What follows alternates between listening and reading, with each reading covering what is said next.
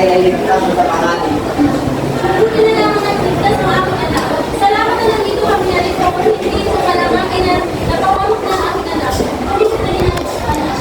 Sa paglipas ng panahon, si Florante ay nasa 8 gulang na upang tumaklas ng kanyang karunungan. Napagtanto ng kanyang ama na si Duque Liceo na siya ay mag-aralin sa Atenas. Ama, narito po pala kayo at aking napansinan ng pagkabalisa. Marami anak, napag-isip-isip ka na napapalong na upang tumugas ka ng kalungan. Ikaw anak ay ipapadala namin sa Atenas. Ang lungsod ng kalungan. Ang Atenas ay malutog sa mga propusyon ng gulo. Siya na rin sa Atenas. At ang mga magigituro. Pero paano po ang aking ina? Di yata't mawawala ako sa kanya. Bakit ko ang pagmamahal na inuupo ng kanina? Subalit kung tayo padatang sa lungkot, sa hingin ng ating paglalayo, ay hindi mo patangay sa ating buhay. Kaya kailangan natin pagod siya ng lahat. Ang kapangyarihan ng luha ay kailangan natin mawala kabuluhan. Makalipas ang ilang Galing naman ni Arky, no? Ina, sige po, paalam. Atenas, pag-ibig kaibigan.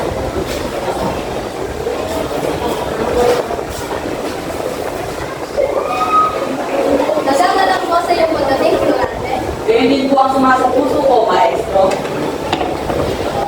Sakpan ang lumipas, subalit hindi humimalay ang kalungkutan sa kanya. Bakit minsan? Pinayuhan siya ng kanyang puro na makipagnaibigan at sinabi niyang may kababayan siya dito. Nagpakilala si Florante sa kanyang mga kapag-aral at di niya akalain na noon pala niya magiging pinakamagaling niyang kaibigan. Mula ngayon ay kaibigan niyo akong lahat. Ako si Florante. Kasama mo magiging matalo ako sa bato. Wala yata si Adolfo. Nanay lamang ko at marami lang siya dyan. O Adolfo, siya nga pala si Florante. Adolfo ang kababayan mo sa Albayan at anak ni Haring Conde Sineta. Ginagalas sa tamang kilala. Ako si Adolfo. Mula noon ay naging masaya na si Florante. Madali silang nagkabalagayaan ng loob Sa aking pagbalik sa amin ay makasama kita. Sakali ako'y maraming makarating sa Albania. Kasama mo. Hindi mo pa ulit kumalo. Huwag na tayo magkahin. mula dulaan na ako dito at di nagkamula ang kanilang sapantaha. Pagkalipas pa ng ilang taon ay si Florante na nga kinikilalang pinakamarunong sa paaralan. Ang pangalan ay naging bulak-bulak ng dila ng mga tao. Hindi ko maaaring palipasin ang magagawa sa aking karangalan. Isa lamang sa aking Adolfo ang dapat salubungin bangkay ng Albania. At Florante. pagkahango sa buhay ni Rey Dimas. Florante, kapinet, Diokles ang gagampalan. Katauhan naman, si Rey Yocasta ang gagampalan ni Pinati. Patuloy ang kanilang paghahanda. Lahat ay masaya maliban kay Adolfo na Nalalas na Florante. isang araw ang pagtatanghal. Si Adolfo ay hindi dalawin ng antok. Laging sumasaisip niya ang may itim na bala kay Florante. Bukas, magiging ganap ang aking paghihiganti. Bukas. At nang dumating na ang pagtatanghal ng tula, pinakilala ang mga pangunahing tauhan ng kasaysayan ng Florante. Mabuhay si Florante! Mabuhay ang general ng Albania! Magpapasok ka na sa huli, Florante. At nakakapasang mo. Magsisimula na ang ating ilang ng tatay Ignacio. At sa kalagitnaan ng kanilang pagtatanghal, final, ang kawikan ni Adolfo ay Ikaw nang gagawin ng karangalan ng dapat siyang mamatay. Mamatay ka, Florante, mamatay ka. Sino yan? Ito! Isang taksil! Ano ang nangyayari dito? Bakit Adolfo? Anong tinangkang patayin ng iyong sariling kababayan? Sarili mong kababayan si Florante. Isa kang baliw, Adolfo. Kailangan siya mawala sapagkat siya ang umagaw ng karangalan ko. mamatay ka, Adolfo, Mamatay ka! Patayin si Adolfo. Matayin ang suka. Hindi na nga inabot pa ng kinabukasan si Adolfo. Ngunit ay pinauwi na siya sa Albania. Pagiging natin pagkaharap. Ang buong Florante. Titiyakin ko. ang buong Ikaw ay magkaroon ng samatay. Ang nasama ang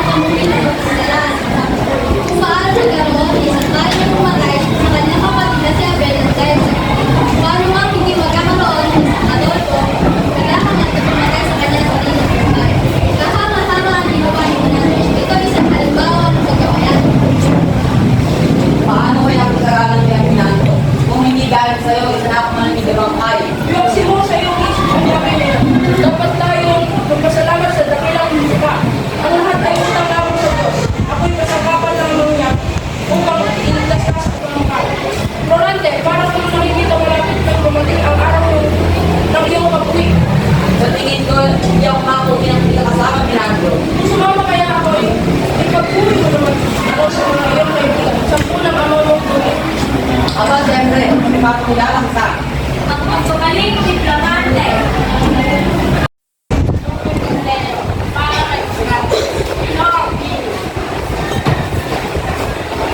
Yan ang pangalan na. Alam na ang iyong ina. Hindi ko na ito ay pinasang sa iyo. Upang huwag kasi lang Talikod. ang iyong ama tubig sa iyo. Wala nang mahal ko kita o mga pagilangit. Nakasama mo yung loob, Durante. Talikod. Pagkikirami ako sa kalungkutan mo. Patingin sa malayo si Florante na nawari na tatanaw ang larawan ng kanyang ina. Ina, bakit hindi mo ako hinintay? Hindi ba't sabi ko ako'y magbabalik upang handugan ang aking tagumpay? Huwag masyadong malumpay, Durante. Hindi makakatulong sa katawan mo ang kalungkutan. Salamat sa pagpaalala, Mirando. Sa kandakilang kaibigan. Nakaraan pa ng 2 buwan, dumating ang ikalawang lihim ni Duque Liham. Leo.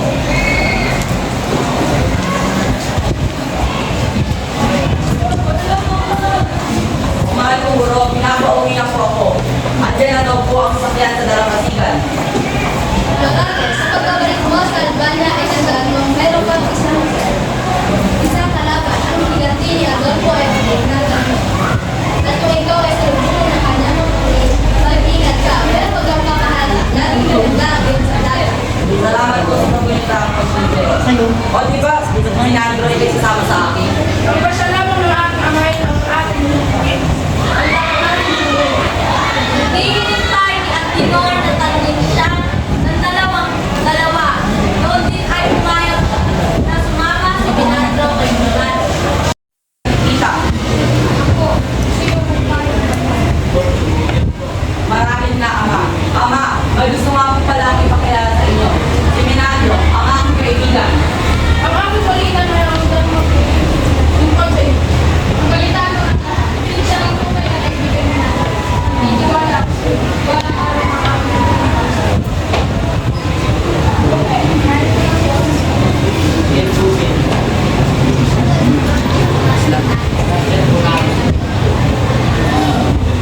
Ano ang sabi ng aking ama?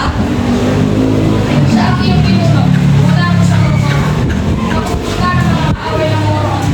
Makarihan ng mga moro. Nagmumuno yung isa. General Sumali, kumanda ka, katapusan mo na! Ano ang pasino? Mahal na Duque. Hindi nag-aksaya ng sandali ang mag-ama, kundi ay nagsadya sila sa Ay, kanya. nak-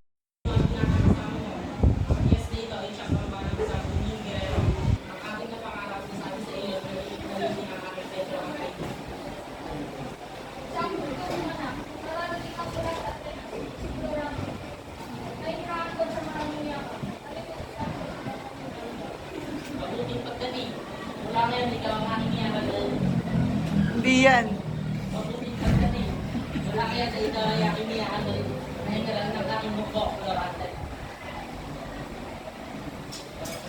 Ayun yung corona kay Tyrone.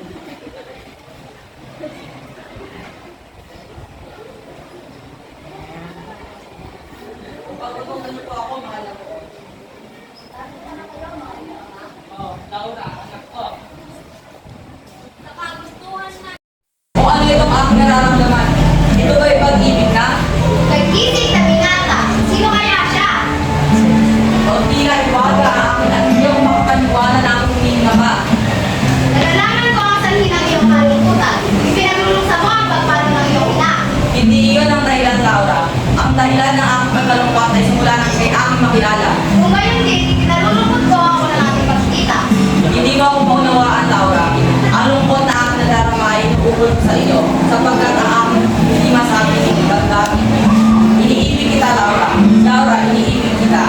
Kaya bago ako magpunta sa larangan, ay gusto mong malinaw ang aking sinasabi. Hindi ko nais na nabisyon na kalungkot sa ate. Hindi ako malungkot. Itong luwang ito ay sapat na upang sabihin na ako yung pinakamapalad sa buong daigdig. Oo, Durante. Lumakad ka na, lumakas ang kapatulubayan ka ng aking mga dalangin. Sige, paalam. Diyos na makapagpil. Huwag niyo po ang itulang na mapahamak sa Durante. Patubayan niyo po siya sa iyong mapagpapalagay.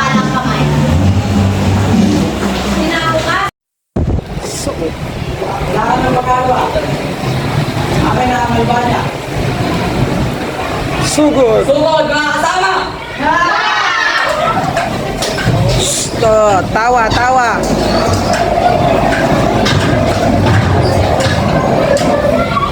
At sa kahuling-hulihan ay nanalo ulit sila laban sa mga Biro nyo, sasapakin ko na kayo.